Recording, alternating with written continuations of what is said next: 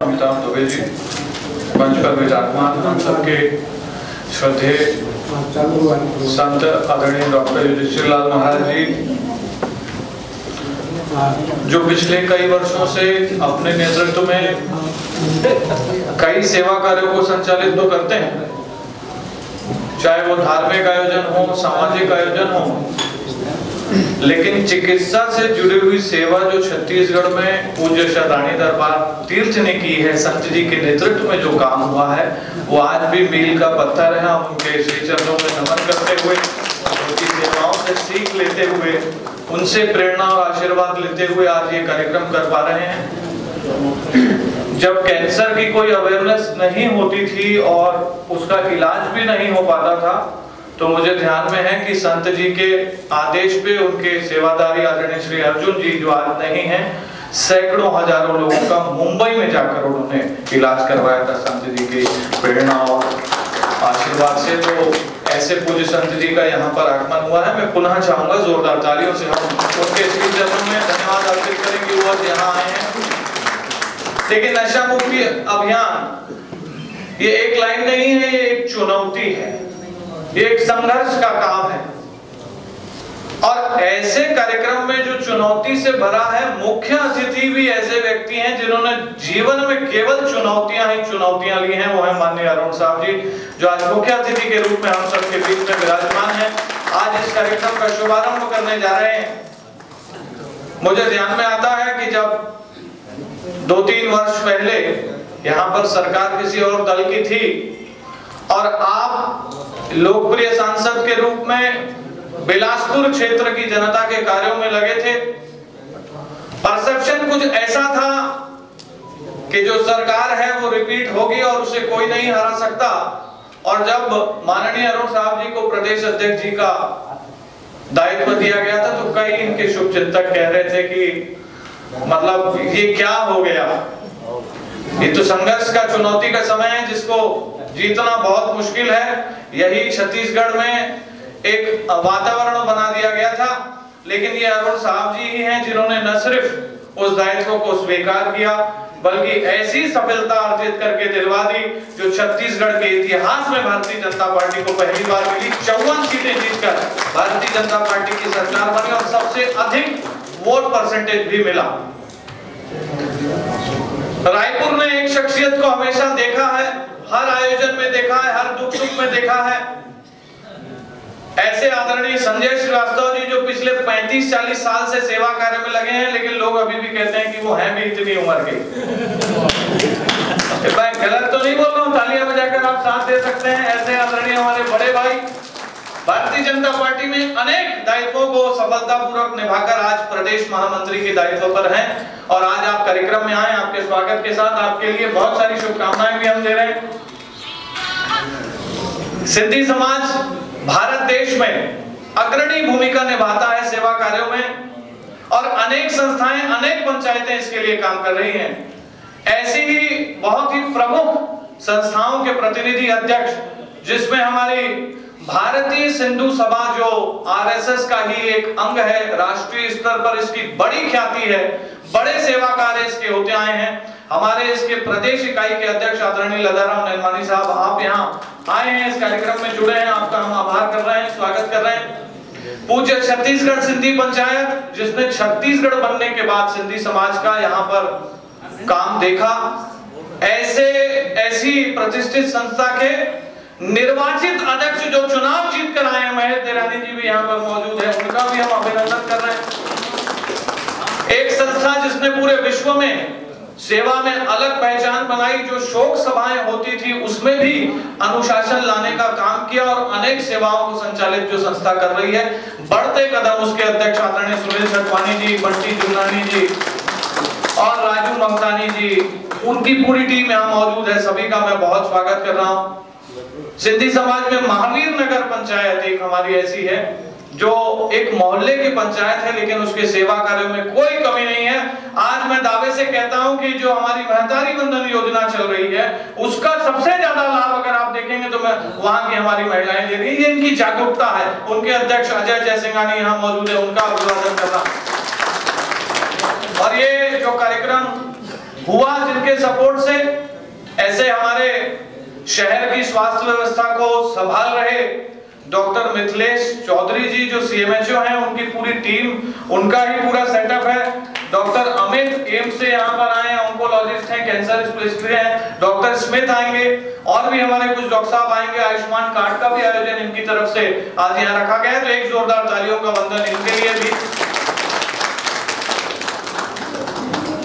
मंच पर विराजमान लोगों के साथ साथ बहुत सारे आदरणीय लोग नीचे बैठे हैं। मैं सभी का दिल की गहराइयों से स्वागत कर रहा हूं। समय की मर्यादा है, आप सभी मेरा प्रणाम स्वीकार करें, मेरा स्वागत स्वीकार करें।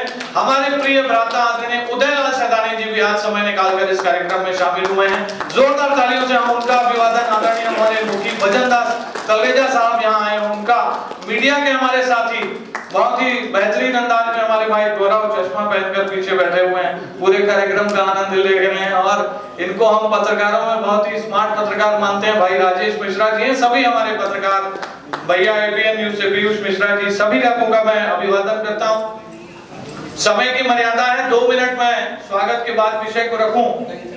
आज वर्ल्ड हार्ट डे भी है।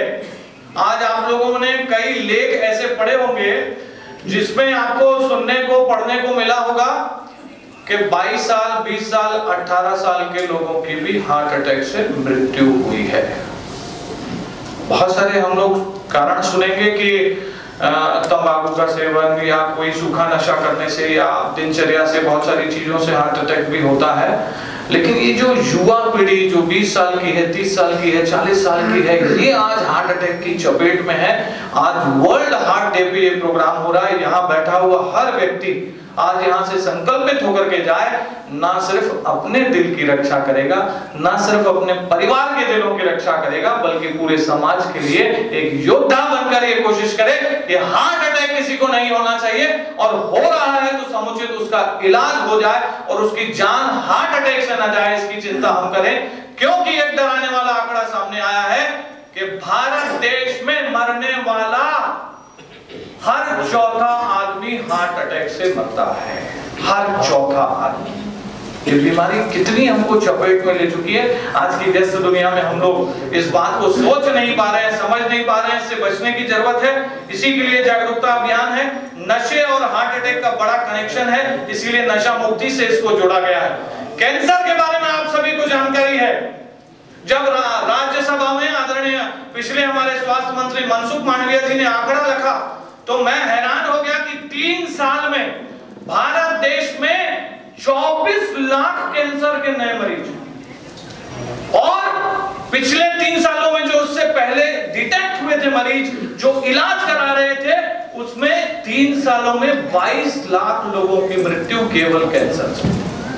आज जिनके परिवार में ये बीमारी आ जाती है, वो परिवार कितना भटक रहा है, आर्थिक रूप से कितना संघर्ष कर रहा है, कितना परेशान है, ये हम सब जानते हैं। क्योंकि हमारे आसपास के बीच के लोग इस बीमारी से जूझ रहे हैं, और ये बीमारी का जो परसेंटेज भारत में बढ़ रहा है, जो ग्रोथ का रेट है कि एक साल 10 लाख मरीज आए तो दूसरे साल 12 लाख आ रहे हैं, ये जो 2 लाख का ग्रोथ रेट है, ये वर्ल्ड में सबसे ज्यादा है। इसीलिए हम सबको जागने की जरूरत है कि ये क्यों हो रहा है।